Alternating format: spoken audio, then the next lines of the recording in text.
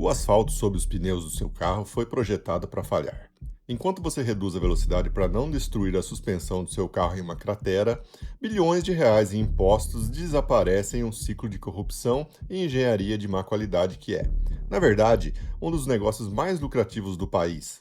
No Brasil, o buraco da estrada não é um sinal de negligência, é um sinal de lucro. Bem-vindo ao submundo do cartel do asfalto.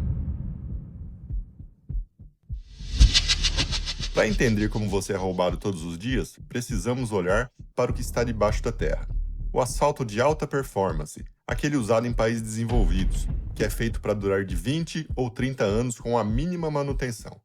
No Brasil, adotamos a política do asfalto casca de ovo. As camadas de base são subdimensionadas e a mistura betuminosa é propositalmente pobre. O resultado é uma rodovia que começa a se desintegrar na primeira temporada de chuvas. Isso não é um erro de cálculo, é uma estratégia. Se uma estrada durasse 20 anos, a empreiteira só receberia uma vez.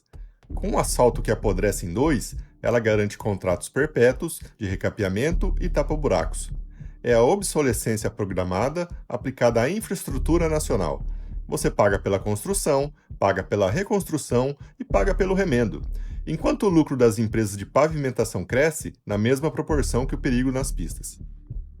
Mas o esquema se torna ainda mais sombrio quando chegamos às praças de pedágio. O modelo de concessão brasileiro foi vendido como a solução para a falta de investimento estatal, mas se tornou um mecanismo de transferência de renda do seu bolso para os grupos financeiros. Os contratos são blindados por gatilhos de reajustes que ignoram a qualidade do serviço prestado. Se a economia vai mal, o pedágio sobe para compensar. Se a economia vai bem, o pedágio sobe para acompanhar a inflação. O maior segredo das concessionárias é o atraso planejado das obras de duplicação. O lucro real de uma concessionária não vem do asfalto liso, mas do tempo em que ela consegue arrecadar a tarifa sem realizar os investimentos pesados previstos em contrato. Cada ano que uma obra de duplicação é adiada, através de aditivos jurídicos ou manobras políticas, são centenas de milhões de reais que migram para o orçamento de segurança para o balanço de dividendos dos acionistas. Nesse meio tempo, o custo do Brasil é repassado para tudo que você consome. O frete fica mais caro, a manutenção dos caminhões explode e o preço do arroz no supermercado sobe porque o transporte foi feito sobre um campo minado de crateras.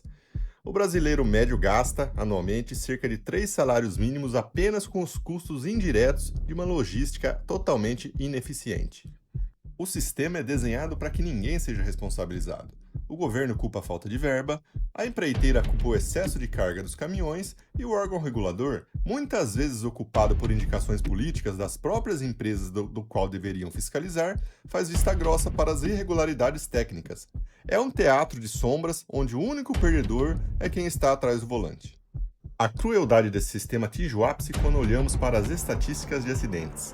Cada trecho de pista simples que deveria ter sido duplicado há pelo menos uma década, mas foi travado por um aditivo contratual conveniente, tem um preço em vidas humanas.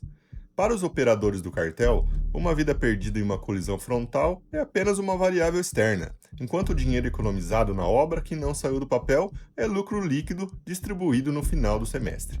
Eles transformam as rodovias brasileiras em corredores da morte onde o pedágio é pago com sangue, e a impunidade é o asfalto que cobre os corpos. Compare o que você vê pela janela com o que acontece em países que levam a sério a infraestrutura. Lá, o asfalto é tratado como um ativo de Estado, com garantias de durabilidade que ultrapassam gerações. Aqui, o asfalto é tratado como um serviço de assinatura. Você paga mensalmente através de impostos e tarifas, mas o serviço nunca é entregue com qualidade. É uma das maiores transferências de riqueza da história do Brasil. O dinheiro sai do bolso de quem produz e de quem trabalha para sustentar a elite burocrática empresarial que aprendeu que, no Brasil, é muito mais lucrativo remendar o erro do que fazer o certo. A conta final dessa negligência planejada é astronômica. Não se trata apenas do amortecedor que estourou ou do pneu cortado. Estamos falando de um país que se recusa a crescer porque suas veias estão entupidas pela ganância. Cada quilômetro de estrada ruim é um freio na economia, um aumento no custo de vida e uma humilhação diária para quem paga uma das cargas tributárias mais pesadas do planeta. O cartel do asfalto não rouba apenas o seu dinheiro, Ele rouba o seu tempo, a sua segurança e o futuro de uma nação que permanece atolada na lama de um projeto de poder que floresce na poeira das nossas estradas destruídas. O cinismo desse sistema atinge o ápice quando as mesmas empresas que entregam rodovias esfareladas são as mesmas que financiam as campanhas de quem deveria fiscalizá-las. É um círculo perfeito de autopreservação. O político recebe a doação, a empreiteira recebe a obra superfaturada e você recebe o prejuízo. Eles transformaram o direito constitucional de ir e vir em uma mercadoria de luxo, onde a sua sobrevivência em uma ultrapassagem depende de uma sorte que você não deveria ter que pedir, mas que é forçado a pagar por ela a cada 50 quilômetros. Enquanto isso, nos balanços trimestrais enviados aos investidores, o tom é de celebração. Os lucros das concessionárias e das gigantes da pavimentação batem recordes ano após ano, protegidos por contratos leoninos que parecem escritos em pedra. É uma realidade paralela, onde o fracasso da infraestrutura nacional é o maior sucesso financeiro de um pequeno grupo. Eles tratam a destruição do seu patrimônio, o seu carro, seu caminhão e seu tempo de vida como um efeito colateral irrelevante diante da curva ascendente dos dividendos. Para eles, o seu suor é apenas o lubrificante que mantém as engrenagens dessa máquina de moer gente funcionando. A verdade nua e crua é que fomos condicionados a aceitar o inaceitável. Normalizamos o fato de que, em pleno século XXI, atravessar o Brasil por terra é um exercício de fé e resistência física. Esse conformismo é o que permite que o jeitinho se torne um modelo de engenharia oficial. Cada vez que você se cala diante de um reajuste de pedágio e uma pista cheia de remendos, eles ganham mais um dia de impunidade. O cartel do asfalto não teme as leis, nem os tribunais de contas. Eles temem apenas o momento em que o brasileiro finalmente entender que o buraco na estrada é, na verdade, a mão de um corrupto dentro do seu bolso. A pergunta que fica não é por que nossas estradas são ruins, mas sim a quem interessa que elas continuem assim. Enquanto o asfalto for visto como um produto descartável e o pedágio como um imposto privado sem contrapartida alguma, você continuará pagando o preço do primeiro mundo para dirigir em condições de zona de guerra. Basta olhar a composição do que chamamos de asfalto no Brasil para entender a fraude técnica.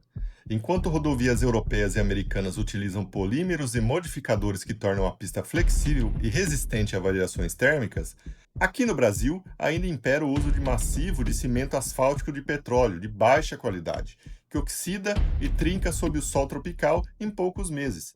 O setor chama isso de manutenção corretiva, mas o termo correto é arrecadação programada. Eles entregam uma infraestrutura com data de validade vencida antes mesmo da inauguração, forçando o Estado a injetar verbas emergenciais que saltam às burocracias de licitação. É o crime perfeito. Eles criam o problema, vendem a solução paliativa e usam o seu desespero por uma estrada trafegável para justificar contratos aditivos que nunca, em hipótese alguma, resolvem o defeito na raiz. Eles sabem que você não tem escolha. Eles sabem que você precisa da estrada para trabalhar, para viajar e para viver. E é exatamente nessa necessidade que o cartel do asfalto construiu seu império de papel e poeira. A verdade é que cada cratera que você desvia é um símbolo de um sistema que prospera com a sua passividade.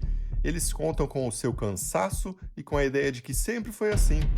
Mas agora eu quero saber de você. Qual é a rodovia mais vergonhosa da sua região? Aquela que cobra caro e entrega buracos. Deixe o nome dela e o valor do pedágio aqui nos comentários. Vamos mapear esse descaso e mostrar que nós sabemos exatamente para onde o nosso dinheiro não está indo. Se você cansou de ser tratado como um caixa eletrônico ambulante, inscreva-se e compartilhe esse vídeo. O silêncio é o maior combustível que mantém esse cartel funcionando.